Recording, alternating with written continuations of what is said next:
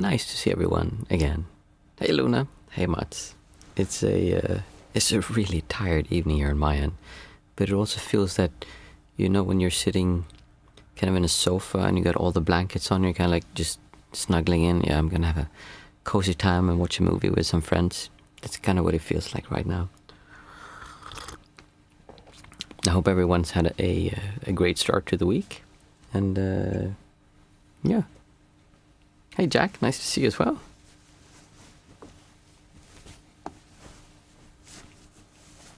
I was thinking earlier today about things to describe what it feels like when you're non-centric. How that actually, what the experience is. And I was talking to a friend about this. I see Luna saying, well, then start the movie. I'm ready. Yeah, that would be nice, right? We're watching The Silo right now. Oh my goodness, that is a good series. Such a good series. And so well written and acting. And, yeah. But we were talking about what it feels like when you're experiencing non-centricness. In other words, that way of experiencing the world where you don't feel that you're really there. Things are just happening. Everything is effortless. And it's a very similar experience to being on vacation. When you're on vacation, one of the reasons we enjoy going to new places so much is because we come to a place like, wow, look at all the buildings and look at oh, can you smell the smells? Like the food smells different, the air smells different, the people talk different. I don't understand what they're saying. There's all these different colors and like everything. So it just swallows you with the sensory experience of just being in a new place. And so we love to go and see new places. That is exactly what it feels like when you're in a non-centric state. It's this feeling of just being there and everything is new and fresh. And one of the main characteristics of it is that you are completely solid. He said, can you describe it? Like, yeah, you're unshakable. You're just completely unshakable. When things come at you, and things that are usually create difficult emotions or feelings, you are unshakable. It's like I think of those, what's the Easter Island, those big statues? I don't know what they're called. They probably have a name. Maybe someone knows. There's these big statues that were, I don't know how many meters above the ground they were, but they were huge. And then they continued way further down underneath the ground, and no one really knows why they're there. Just these big faces. It's kind of, if you imagine one of those and there's a big storm throwing at them, they're just going to stand there with their faces like this. They're unshakable, that you just can't move them. So one of the ways that we experience being in this state of just experiencing reality without a strong sense of self is that you're unshakable, and the world feels like you're on vacation everywhere. Like everywhere you go, it's vacation. It's this sense of freshness, and it's really something that I've been playing around with this the last few days. It's almost a sense of just tuning your awareness. It's such a little shift. And it also is easier in one way to find this when you're going through difficult periods in your life. Because when everything is easy, we spoke last time about how even, I think Mats was the one who mentioned that a positive distortion, like a good feeling distortion, there are also distortions. But we don't start with those. Like those, just keep those for now. Like, don't worry about that. Don't try to convince yourself, oh, it's bad to feel this. Like, no, that when that becomes apparent, then it's apparent. Until then, there's like no point in doing anything about it. You just experience it. I see. Oh, there's lots of typing. Luna ? Was that in regards to The Silo or? Mats, my new camera arrived today. I am so excited to take photos now. Oh, wow. Nice. I love photographing. I used to photograph a lot. I did freelance photography, actually, before I was ordained. Such an incredible hobby. It's very different now from when I did it back then. Jack, I have to tell you, my favorite part of going on the vacation is the preparation stage. Oh, interesting. When we arrive to the place of rest or camping site, it often feels like a chore to do, like you have to see that has to go there and so on. That's an interesting angle, Jack. You have a point, though. I get what you mean. No, the series. It's a series on Amazon, I think, and it's I read the books a long time ago, and then they made a series. It's so well done, really well done, and they really talk a lot about society and the complications of, long story short, there's a bunch of people that are in a silo that's like 200 levels deep. It's super deep. And then they have the people on the bottom are mechanics, and the middle and the top, and it's kind of a hierarchy. And they've been locked in there for no one knows how long, no one knows why. And there's like all these things of everyone wants to go out, but they need to stay down and needs to be safe. And there's all these, a lot of really well-written dialogue and incredible acting. The main actress is actually Swedish, and she's very, very good, very talented. I mean, obviously she's Swedish, so she would be good. But no, I highly, highly recommend it. The Silo. I think I read it, I think that was right after I stopped being a monk, so like 10 years ago. And I think it was a short novel or something like that. And then they made a few books in it. I'm not sure. But yeah, highly recommend it. Very good series. So, let's see, what was I talking about before? Oh yeah, being unshakable. So when you're looking at all of these things that we're talking about, it might seem very diffuse and kind of, hey Thomas, nice to see you, and like not clear what it is that we're looking for. But I think a good way of thinking about it is that it's something that makes, no, it's not something, it's the way you feel when you're experiencing the world is that you're unshakable. There's this stability and calmness and effortlessness with everything that just leaves you completely unfazed by what happens around you. It doesn't mean you can't interact with the world. It doesn't mean you can't take choices or decisions and directions, but you're really unfazed. And when I say unfazed, I mean the distortion, the pressure that comes at you. It's just not there. It's as if though we normally go around the world. And when I spoke to this guy that was asking me about this, he's like, well, why should I do that? I like being stressed. I like the energy of things. Maybe he didn't say I like being stressed, but I like like working towards something and really, really working hard. And I said, yeah. And I also said, if you haven't suffered pain, if you haven't gone through a difficult phase in your life, very likely it doesn't make sense. I mean, there's no reason why you would do this unless you've actually suffered, unless you've felt real, tangible, emotional pain inside of you, the pain that is just more than, oh, I'm a little bit like, it's a little bit tough now. Like, people don't go through these things and start looking at this unless they've suffered in some way. And then it just makes more sense. It makes a lot more sense once you've seen how difficult it can be to feel bad. And when you've had that feeling of, I don't want to feel this, I want to enjoy being here. How can there be a part of me that wants to do it, yet there's another part that seems to be reacting and just shaking with the world? So yeah. I'd love to be unshakable. I've been stressed and overwhelmed for too long now. Yeah.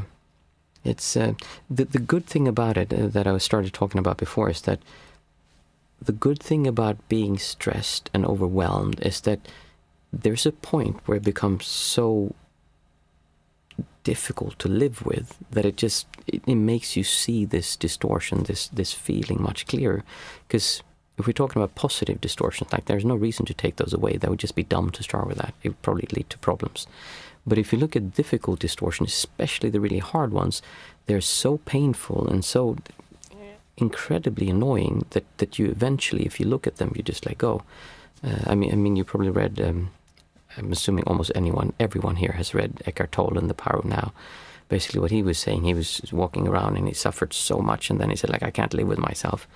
And then he started separating. He's like, hey, wait a minute, like, why is there a part of me that wants to feel good, and then there's a part that makes me not, what is this? And then the whole thing collapsed. So there's a feeling of, there's a discomfort in the body, and when you look at that enough, you just go like, this sucks, why am I doing that? I don't want this. And you feel like, I am here and I'm pushing this thing away, and that's why it doesn't work. But when you fought it enough, you've done it so much, you just get tired, like, I can't do this anymore, I give up.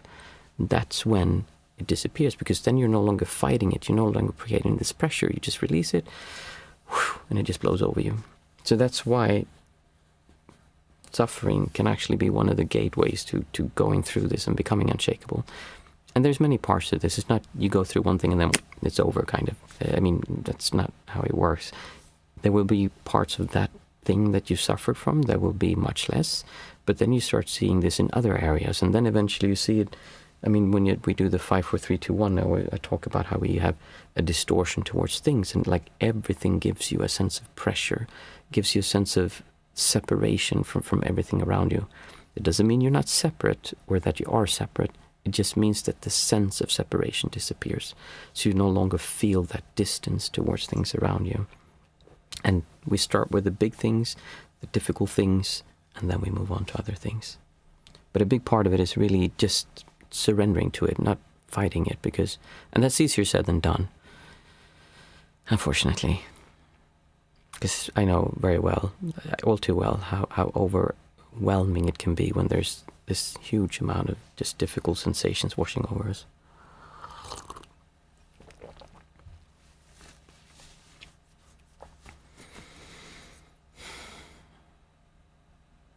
But it does get better. It does. And I think a big part of it is, a big help when we feel like it's just not working and nothing is working, is to just accept that it is the way it is. As I said, I've been doing this for a long time, and I've worked a lot with it. And there's still moments when I find it difficult. Something just been happening the last few days outside of like here that I've been involved in, that's kind of a difficult situation. I can feel kind of how it's churning, and it's just in the background lower, and for me, I'm not used to feeling that, so now it's even more like, wait, like what? And that was good, because that gives me something to look on, that I can then go, oh, wait a minute, I can just choose to not do this. I can choose to not create this friction here. When I do, all of a sudden the world comes into focus, but then it's kind of, no, but this is important, I should probably feel bad about, no, wait a minute, and it kind of goes back and forth. See, Luna is saying, I'm in the middle of that. Doesn't feel nice, but I'm embracing, the feeling, knowing it will fade. Thomas, you were right on Monday. I indeed emailed you earlier about my psychosis. Unfortunately, there was a release 3 months ago. Recovery is not easy. A relapse, but going relatively well. Yes, when I heard your name, I recognized you, Thomas. So sorry to hear about the relapse, but I'm hoping it's going well again. Jack, giving up on being hung up on happiness is a good way to find some balance in your daily struggles. If you don't expect to be happy or pleased with things that are happening, it brings more comfort than one would expect. So I separate from this, because I agree fundamentally in many ways with what you said.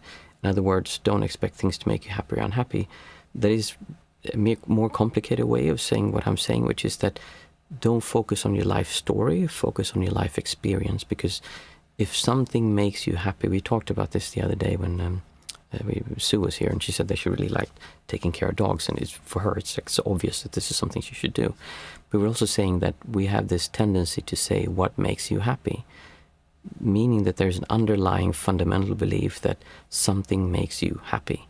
And what I'm talking about is kind of transcending that. There's not one thing in particular that makes you happy. It's just that it's something that you, when that happens or you do that, you allow yourself to be happy. But it doesn't have to be that way. And that's a crazy statement for a lot of people. And it's a difficult thing to accept. And you absolutely should not accept it or even believe me. But you should look at this and see this. And then eventually it will probably make sense. Good evening, Mindful Mama. Nice to see you. So, feeling good is important. And it doesn't have to be because of something. It's simply a choice of doing that. And the choice is both leaning towards feeling good, because the crazy cool thing about feeling good is that when you choose to feel good, which also is being unshakable, what you do when you do that is that the self goes in and says, no. Are you crazy? You can't feel good. Don't you know what's happening? Don't you know what they did to you? Don't you know what you should be doing? Don't you know what you should have? What you should have done? What you should do tomorrow? And it doesn't allow us to feel good, because when you feel good, that kind of goes like that just doesn't work. Wait a minute, why should I feel good and enjoy being here and experience reality? Because the criteria that I've set up for myself, or that society set up for yourself, for you, or your parents, they're not fulfilled, so you shouldn't allow yourself to feel happy. So we're breaking those, someone called, what was it called? not habituation, but CK something. Yeah, anyway, the way that we've been brought up to believe that reality is supposed to be. So really, when I say enjoy yourself, there's a lot more to that than you might think. It's not just, positive thinking, because positive thinking is going to be okay tomorrow anyway, so we don't have to worry about that. There's so much to be, that's like saying there's something else you should be happy about.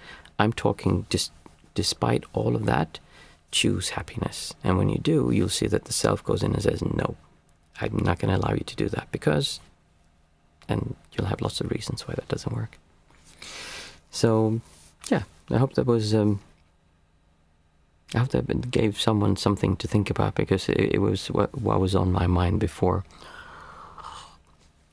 I see, Jack, what was your opinion on your progress in the last year of your ordination as a monk? Were you content with progress, disappointed, or glad with it? Luna, I'm okay even when I'm not okay. I like that. Yeah, so the last year that I was ordained, one of the reasons I did this robe, and this had even started the year before, was that I felt that I wasn't progressing anymore, simply because I had learned how to enjoy being there in those circles. I knew how to get around. I knew how to practice. The meditation wasn't really bringing, all the different, when you sit, I spoke to someone in Sri Lanka just the other day, and he meditates, and he was saying, so have you experienced anything? Like, it must be so nice to relax and go away and relax for 10 days or 3 months or whatever. I'm like, it's not relaxation. When you sit that much, it's work. It's really, really hard work, and it can break you. People do, it's just too overwhelming sometimes. And that's okay. We have to accept that there's just so much that we can do, and when we plunge ourselves into this too much, then it just overwhelms us, and it's tough work to do that. So I had gotten to the point where it was just like I would go to. We were talking about the Goenka retreats, their 10-day retreats. I saw that as vacation. Like, really, I just went there and it's like, this is so relaxing, because it just wasn't difficult anymore in that sense. It wasn't bringing up a lot of difficult stuff, and I felt that what I really need to do is I need to watch all these things that come up. I didn't really have the image of distortion and how that works as clearly as I see it now.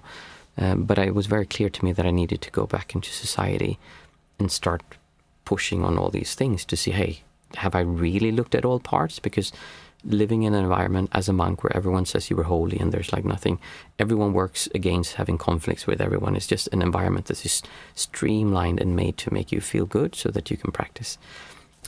That's almost cheating. It's a very good place to be for a specific period of time, but in my opinion, then you actually need to apply that in daily life. The best would be to be able to move between these worlds, which was kind of what I did when I was ordained, but I was still a monk, so I couldn't go out and live a daily life. So I felt that the last year was, I had kind of gotten I had done what I came to do as a monk.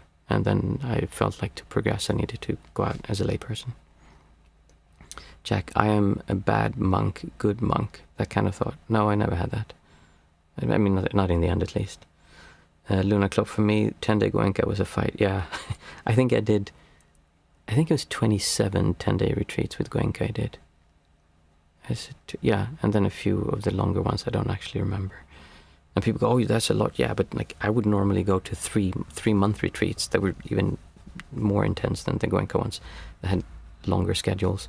So Goenka was, like I said, Goenka it's a very nice place. They have good food, good rooms, and it's clean and it's safe. It's just, it's just a really nice place to go meditate. Cool, nice. I'm happy everyone's here. Today it's Thursday, so we'll be, there won't be a guided meditation, we'll just sit together. And for those of you new, we chat like this a bit before. Luna saying, really want to go as soon as I'm a bit stable again. That's a good idea. Yeah, you shouldn't be too unstable if you go to something like that. They actually screen you, so they don't let you go if you're not. We talk like this for a bit, 20 minutes or so before. Then we do the 5, 4, 3, 2, 1 method. After that, we sit together for 20 minutes. And after that, if we're not too tired, there's a short question and answer where we can, or people can just, it's a discussion. It's not just me talking about things. So, the 5, 4, 3, 2, 1 method. What it is we say out aloud 5 things we can see, 4 things we can feel, 3 things that we can hear, 2 things we can smell, and 1 thing that we can taste. And many of you have been here. We've done this so many times. It's easy to say, oh, I know this exercise. I've done this. I don't really pay attention. But really, this is the basic. It's kind of, I remember someone saying why Michael Jordan was so good was that he would stand every time, like after practice, he would stand and shoot 3 3-pointers for like an hour or 2. I don't know actually how long, but he'd just shoot over and over and over and over and over and over and over. It was like, it wasn't advanced stuff. It was just really the basics, and this is really the basics. And if you would just master this, then you just don't really need to do anything else. So if you know the exercise, that's almost like a hindrance, because if you feel you know it, then it's likely that you don't take it seriously. But really observe this and try to not just say off. So we're saying 5 things that we can see.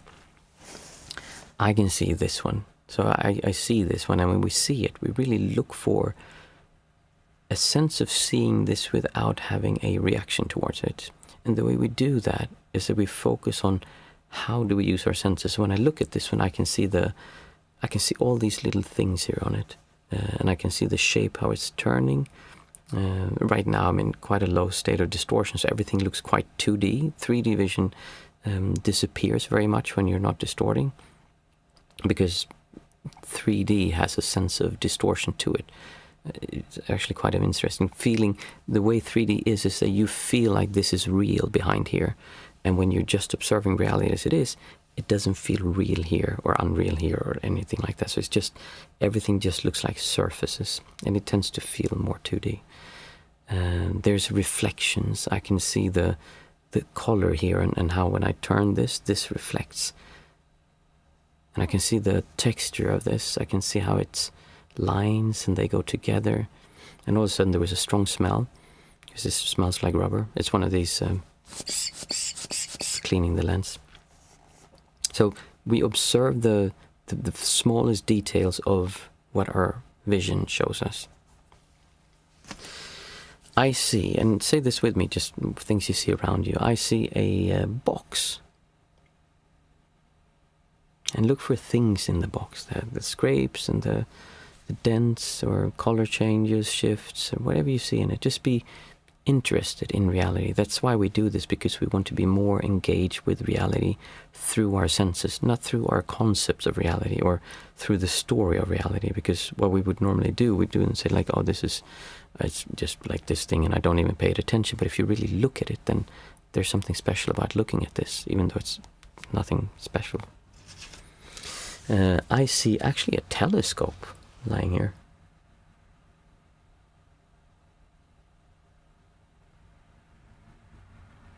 I see a lamp.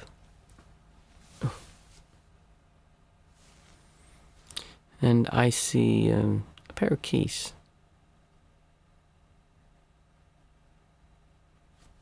5 things that I could see. Next we take 4 things that we can feel.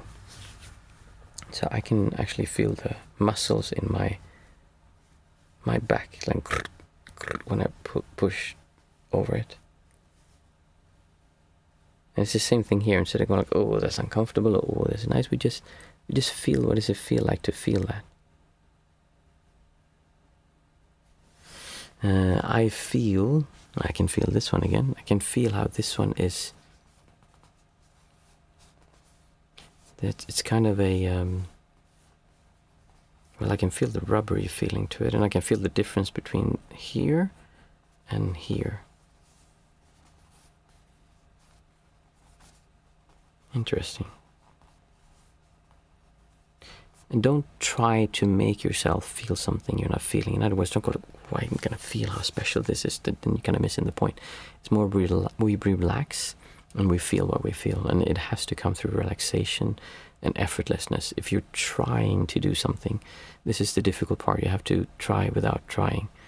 We have to try without the feeling of trying. Maybe that's a better way of saying it. I feel metal on this tube. I can feel the temperature, I can feel the text even.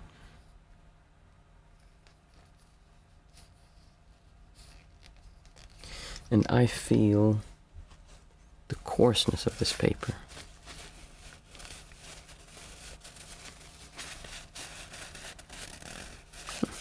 Interesting. That was 4 things that I could feel. Next we take 3 things that we can hear. And it's the same thing here. We listen for nuances within the sounds that we hear. And we try to be interested in what we're hearing, not just saying, oh, I know what that is, and then kind of skipping it. So let's see what we can hear.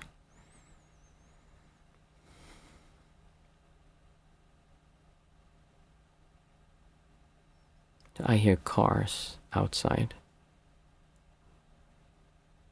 I can hear the tires on the asphalt.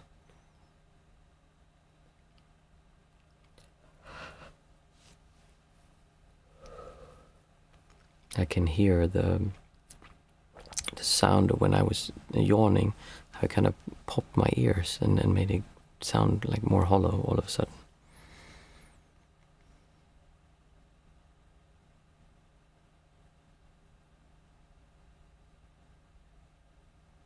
I can hear our kikis, our hens. They're making noises outside.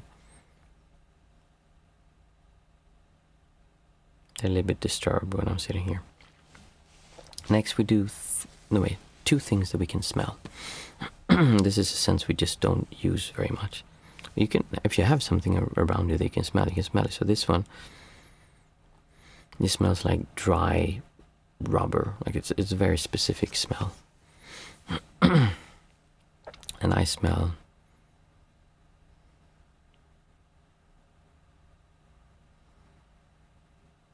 laundry detergent.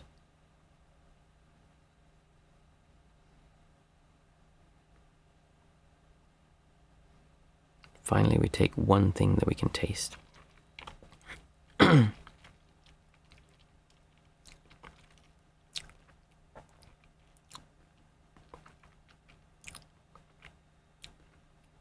I said,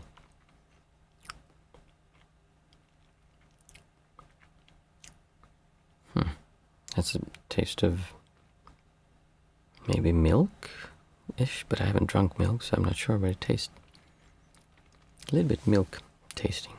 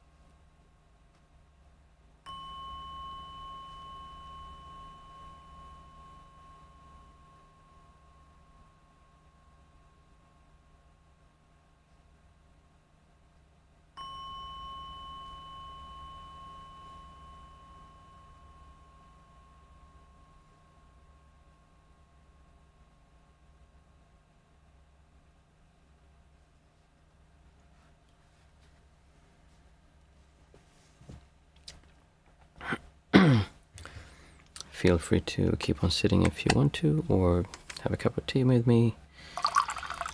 If you have anything you want to discuss, feel free to post it in chat, and we can talk about it.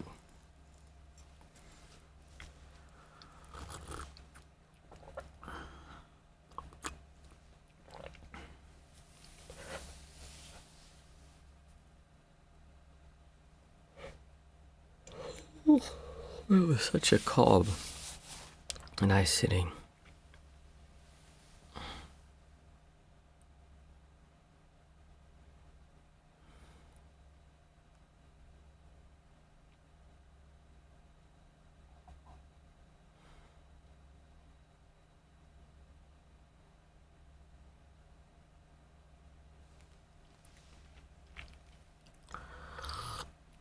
See, Mats is saying, really difficult meditation for me, completely restless mind.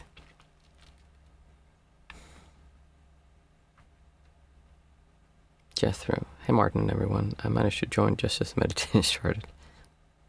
Nice. Probably, and Mats is saying again, probably should have done some walking meditation before. Yeah. When the mind is running wild and just running around, it tends to be difficult to sit with closed eyes, because then you're just up front with the thoughts. But if you look at it a bit more, usually what happens is when the mind is restless is that there's an uncomfortable feeling kind of churning somewhere. Usually it's a low level, quite unspecific anxiety or uncomfortableness that's just kind of, it just kind of growls like that inside of you. And since you're feeling like that, your thoughts tend to go towards whatever it is they're going to. So when we feel bad, we usually see, I mean, the thoughts are the first thing we see.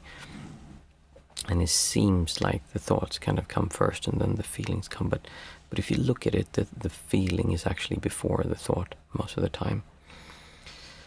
So instead of trying to stop the mind, which is I used to try that a lot, and it's what many people say about meditation. You should be able to stop your mind, focus on your breath, and then the mind just gets quiet. I mean, that is nice to do sometimes, but if you've ever had your mind be quiet, which you've had, you might have thought about it, but you absolutely have, then you'll see that even if you don't have any thoughts running around, there's still difficult feelings inside of you. They don't disappear just because the thoughts disappear. So when we face these difficult sensations, the first step is simply to be aware. Like, we notice, hey, wait a minute, there's the thoughts and there's these feelings which are a distortion towards those thoughts, or some kind of distortion towards something that is kind of spitting out these thoughts.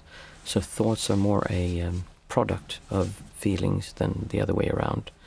The feelings being, but we can be the other way around, because you can have a thought and then you start thinking about something, and then the mind remembers that, and then it kind of pushes out that feeling. So instead, I mean, trying to stop the mind is futile. I mean, if you ever fought the Borg, then you know that resistance is futile. You can't fight them. It doesn't work. Instead, what you do is you see that there's kind of different like waves that comes and go. Sometimes it's kind of pushing, and sometimes it's not. Sometimes it's really easy to just accept everything, let the thoughts come and they go, and there's these sensations that they just disappear. And it's just easy. And then other times, a few days later, hours, weeks, months, it'll be difficult, and it seems near impossible to get the mind to just get quiet, and you just cannot. A big part of it is just acceptance. Accepting that right now your mind is very active, and your mind just doesn't want to calm down, and it's uncomfortable. And if you cannot do it just by sitting, then you're absolutely right. The best thing to do would be to walk. You can also distract yourself. We don't always have to just jump straight in and immerse ourselves in the misery and make it kind of come up and like wallow in it and like really feel. No, it's not what it's about. It's more that we should always be sensitive to what we can handle also, because different days we can handle different amounts. And like I said, I've done this for a long time, and I'm very okay with being not okay. Sometimes there's difficult thoughts that come up, and I difficult feelings that come up, and I can't focus on reality, even because they're so strong. So it's very difficult for me to do that, and I'm okay with that. I don't really fight it. I make sure I don't spew it out on other people, and I make sure I don't push it down and pretend like it's not happening. Instead, I'm trying my best to just accept that it's there, and seeing all angles until I can just focus on something else and let it go. Or to maybe not just focus on something else, but let them come up and then be aware of the reality around me so that it just disappears. Jethro, there must be something in the air. I had a restless thinky sit also. You're breathing the wrong air, guys, because where I'm sitting, it was really, really calm today. So it must be this Nordic Swedish air that's nicer. And it's like I say, the best meditations, meaning the most beneficial ones, are not the ones that are the most quiet. They're just really nice and enjoyable, but that most definitely doesn't mean that they're the best ones. It can be the ones that are the most difficult when everything sucks. That might be where you get the most from. Because as I said, it's a... Wait, what was I saying?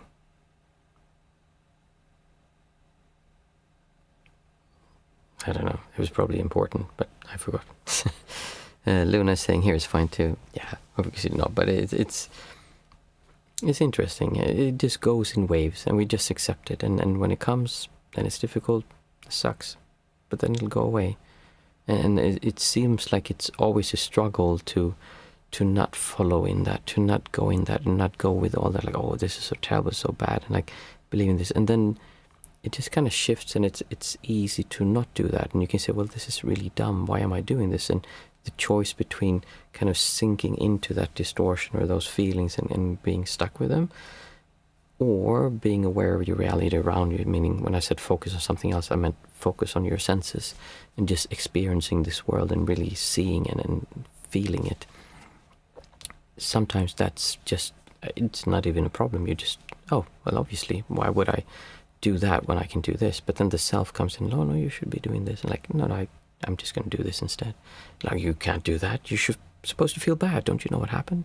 Don't you know what I'm giving you, the thoughts? And so it's interesting to watch, and it's you just get used to kind of learning how to handle yourself with those things, and being kind to yourself. And then the better you get, the more you do it, the better you get, the easier it will be.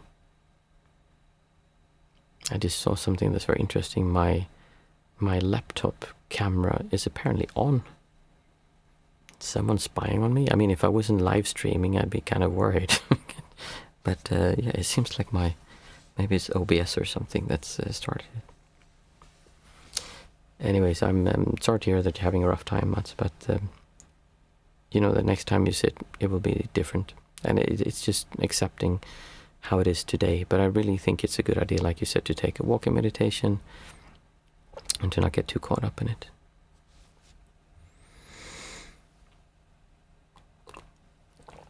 Anyone else had something? Otherwise, I'm tired to the point of closing my eyes.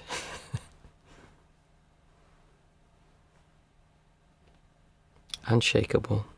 I like how that feels, and vacation, being unshakable on vacation, I think is kind of summarizes what we're looking for. That feeling of being on vacation and just enjoying where you are. And at the same time, you're like those Easter Island statues, unshakable. I wish you an unshakable weekend, and really enjoy yourself. And I'll see everyone back on Monday again. Thank you.